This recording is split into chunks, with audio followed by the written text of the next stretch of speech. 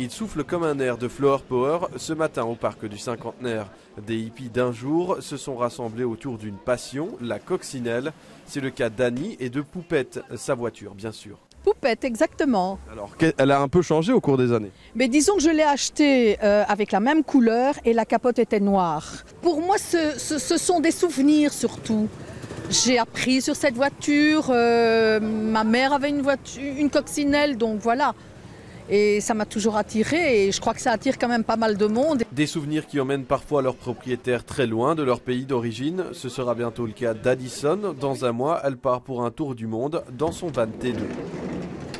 Donc voilà la cuisine, voilà le salon et voilà la chambre à coucher. Normalement on est quasi autosuffisant grâce à on a un réservoir à eau aussi qui est accessible par l'arrière.